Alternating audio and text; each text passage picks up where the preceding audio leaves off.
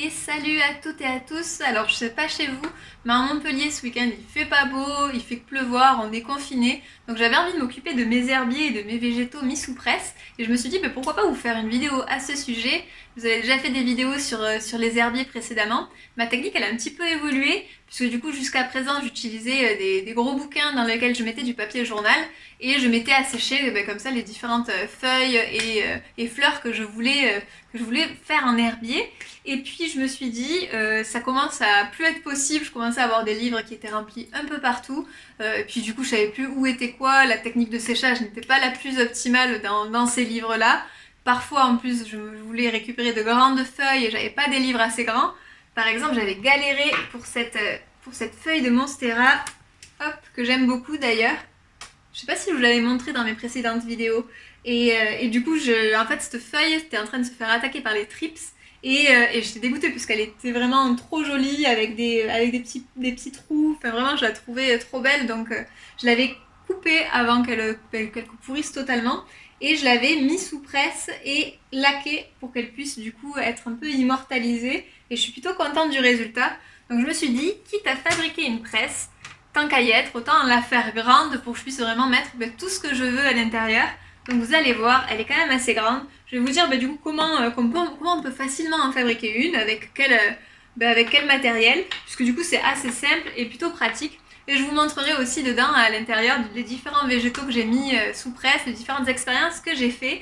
Et puis voilà, j'espère que ça vous plaira. En tout cas, c'est quelque chose qui est facile à faire. J'avais eu quelques questions sur Instagram, justement, sur mes techniques de séchage, et j'avais partagé justement ce petit bricolage-là qui est simple à faire, qui coûte quasiment rien. Donc c'est parti, je vais vous partager ça.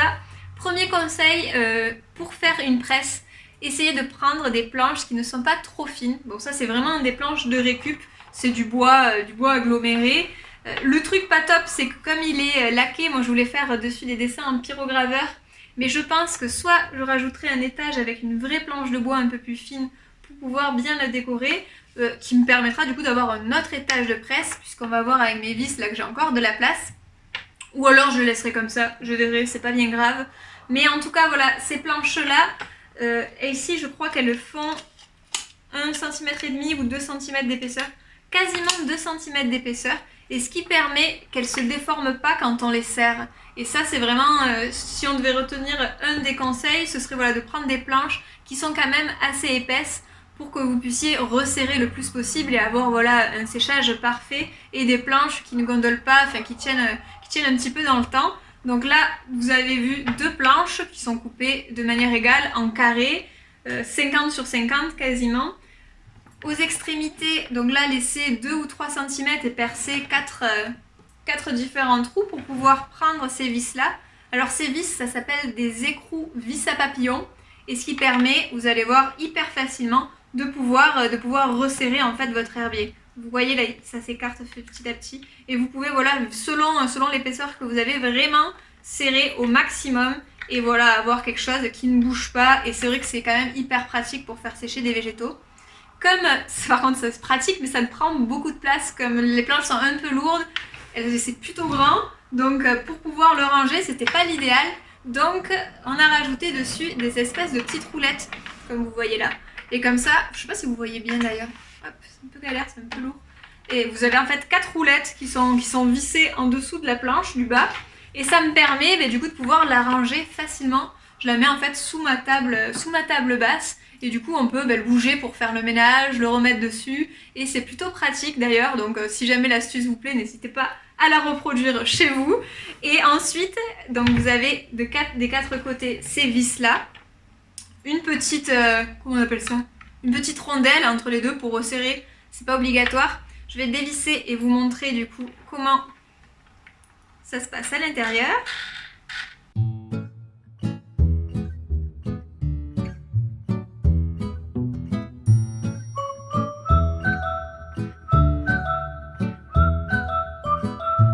Alors j'en ai enlevé un totalement pour vous montrer du coup comment c'est. Quand vous prenez ces vis, donc ces écrous vis à papillon, prenez quelque chose quand même d'assez long. Puisque du coup, comme je vous conseillais de prendre des planches assez épaisses, enfin minimum au moins 1 cm, 1 cm et demi, pour pouvoir voilà, bien resserrer, prévoyez du coup d'avoir un vis assez long, assez haut plutôt. Donc voilà, ça se présente comme ça, hop, donc là vous avez vos 2 planches que vous mettez, une petite rondelle, et puis vous resserrez avec ces petits papillons là. C'est hyper simple, et ça permet vraiment voilà, d'avoir votre presse bien serrée, et ça marche hyper bien, donc ça on en trouve un peu partout. Voilà, prévoir juste quelque chose d'assez haut pour pouvoir, notamment, moi là du coup je peux rajouter un petit étage si je veux à ma presse, donc comme je l'ai prévu assez haut, c'est tout à fait possible. À l'intérieur de la presse, hop, alors on retrouve du coup mes différents végétaux, j'espère que vous verrez bien, je vais rapprocher ça de moi. Donc toujours pareil, moi j'utilise du papier journal que je recycle pour les presses. Selon les végétaux que j'utilise, s'ils sont humides, je les change de temps en temps. Et j'utilise aussi, vous allez voir, du papier buvard pour certaines. Hop, qu'est-ce qu'on a là? Celui-là, il a rien. Donc j'ai fait l'expérience tout récemment avec des feuilles d'érable du Japon que je trouve trop jolies. Et celles-là, en fait, je les avais récupérées chez mes parents. Et donc sur place, je les avais mis dans du papier, du papier essuie-tout, puisqu'en fait, je les avais récoltées un jour où il pleuvait. Chose à ne pas faire. Hein. Le premier conseil moi, que je donne quand on récupère justement soit des plantes pour les faire des bouquets séchés, soit des feuilles pour les mettre sous presse, voilà, essayez de les faire en temps ensoleillé. Mais en fait, l'arbre perdait ses feuilles et il pleuvait, et c'était le week-end où j'étais chez mes parents, donc j'avais pas d'autre choix. Et ils ont pas pourri, je suis contente, parce que du coup, ils ont vraiment bien séché. Et là, avec cette presse, vraiment, c'est parfait, même pour les choses toutes fines comme ça. Je trouve ça super joli. Et ça a plutôt très bien marché. Donc voilà, à l'intérieur, vraiment, vous pouvez mettre du coup les différents étages. Vous voyez, en fait, là, j'ai pas que comme dans le livre où j'avais qu'une espèce ou deux. Là, vraiment, j'ai toutes mes espèces qui sont rassemblées et ça pose aucun souci. Il y a de la place, ça resserre bien. Hop, j'avais une petite enveloppe là où j'avais mis à sécher différentes petites feuilles d'eucalyptus. Donc ça, je comptais faire de la déco avec. J'avais fait tomber la moitié. Soit un tableau peut-être avec une couleur un peu sombre sur lequel je collerais ça. Ou alors je voulais aussi peut-être en mettre dans des bougies avec de la déco autour. Je sais pas. J'essaierai de voir ce que je peux faire avec. Mais j'avais plein d'idées. Il faut juste que je prenne le temps de le faire. En tout cas, elles sont séchées. Elles ont gardé leur couleur puisque du coup elles sont à l'abri de la lumière. Et donc j'ai mis ça dans une petite enveloppe puisque du coup chaque fois que j'ouvrais j'en retrouvais un peu partout. Et comme elles sont bien séchées maintenant, elles restent à plat à l'intérieur, ça ne craint plus rien. Et là, la dernière plante que j'ai mis à sécher, elle est hyper jolie, c'est une plante qui fleurit en ce moment, c'est la monnaie du pape. Donc c'est un des noms d'usage de cette plante là. Je ne sais pas si vous la connaissez, elle a différents noms vernaculaires. Mais je pense qu'elle est plus connue quand elle est en période de fructification. Parce qu'en fait, ses fruits sont bien caractéristiques. Et monnaie du pape ou herbe aux écus, c'est des nombreux noms qu'elle a dans différentes régions. Puisqu'en fait, je vais la reposer parce que du coup, les fleurs sont en train... Hop. Elles sont plutôt fragiles, très très fines, donc je n'aurais pas envie, et comme elles n'ont pas fini de sécher, qu'elles s'abîment. En fait, voilà, quand elles font leurs fruits, ces plantes-là, elles font des différentes capsules, un petit peu comme des capsules qui, en séchant, deviennent un peu transparentes. Et elles sont très jolies, justement, quand elles sont séchées. Et je la connaissais pas, moi, du coup, sous ce format-là. Enfin, quand elles étaient en fleurs, j'avais jamais pu encore en croiser. Donc, c'est pour ça que je l'ai prélevée. Et j'ai d'ailleurs en même temps en profité pour faire un peu comme vous savez, un petit récap d'herbier. Quand on fait des herbiers scientifiques, on fait des étiquettes avec des informations sur le lieu du relevé, le substrat, l'altitude, etc. Mais après, vous pouvez très bien adapter les étiquettes avec les informations qui vous intéressent. Moi, c'est ce que j'ai fait là. Parce que du coup, souvent, quand je ramasse des plantes que je connais pas les usages, j'aime bien aller me renseigner. Et après, des fois, j'oublie. Donc, je me suis dit, en faisant ce petit récap-là, ça me permettra du coup de les garder en tête et les mémoriser. Donc c'est de la famille des Brassicacées, donc c'est une herbacée d'Europe. Son nom scientifique c'est Lunaria annua. Donc elle a différents noms vernaculaires, monnaie du pape, médaille de Judas et herbe aux écus. Donc j'ai mis aussi le lieu de la récolte, là c'était dans le Gard à Sauve. Les usages, donc elle a autant des usages dans l'alimentaire qu'au côté, donc moi j'ai mis effleuristerie, donc pour tout ce qui est déco justement, beaucoup de fleuristes l'utilisent en le faisant sécher. Et justement quand on a ces fruits, je vous mettrai une petite photo, il ne faut pas que j'oublie, pour que vous visualisez, je pense que vous connaissez la plante justement avec ses fruits secs. Et la date de récolte, donc ça je l'ai mis, surtout pour voir du coup si en séchant elle perd la couleur de ses fleurs, si oui, au bout de combien de temps, enfin voilà, c'était surtout pour avoir cette info. Et du coup j'ai noté moi les usages que j'ai trouvés de cette plante. Et d'ailleurs j'ai appris qu'autant les feuilles, les fleurs et les fruits sont comestibles. Donc les fruits bien sûr avant qu'ils arrivent en maturité. Donc ils sont utilisés autant crus que cuits. Et d'ailleurs il y a plusieurs années, on utilisait les racines et les graines en tant qu'épices en Europe. Donc je trouvais l'info plutôt intéressante. Donc je pense que le fait de l'avoir écrit, de l'avoir partagé, je vais maintenant la retenir. Et ça je trouve que c'est plutôt bien. Donc c'était une collecte assez récente, ça que j'ai fait. Je pense que c'est pour ça qu'elle est un petit peu fragile encore, elle n'est pas tout à fait sèche.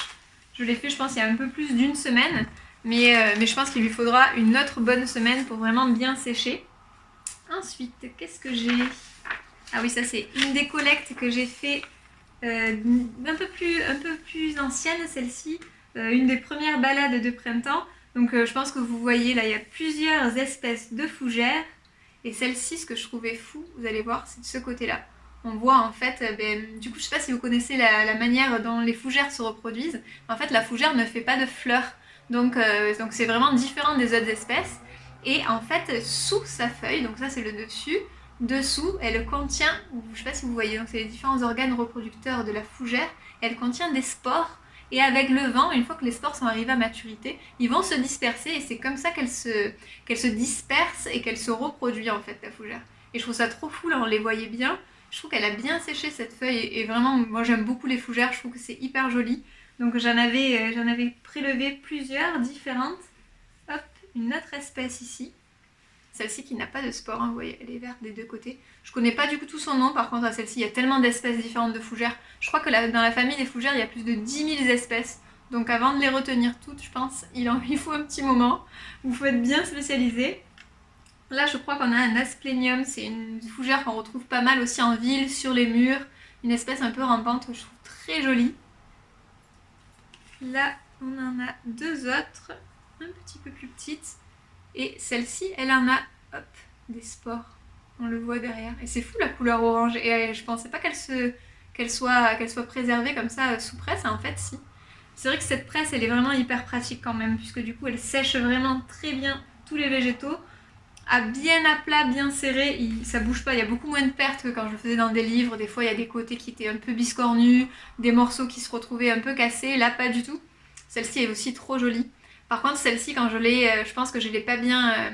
quand je l'ai prélevée, c'était une balade, une randonnée qu'on faisait, je l'avais prélevée assez rapidement. Je pense qu'elle s'est soit fanée sur le chemin du retour, soit un petit peu abîmée. Bon, je pense que je la couperai, c'est pas grave. Elle est quand même jolie. Je trouve que la forme qu'elle a, elle est super sympa.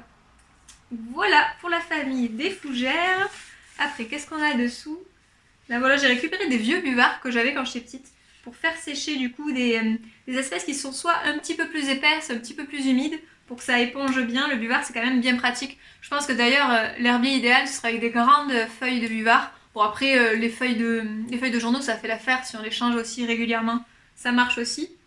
Et là, par exemple, je sais plus ce que c'est cette espèce. Ça, je l'ai au moins depuis plus de 6 mois, mais je me rappelle plus du tout ce que c'est. D'où l'avantage de faire des feuilles d'herbier quand on note le nom, etc. En tout cas, elle a bien gardé sa couleur violette. Elle est plutôt jolie. Je trouve qu'elle est très bien séchée. Là, on voit qu'on peut la manipuler sans souci. Contrairement à tout à l'heure où la monnaie du pape était un petit peu plus fragile.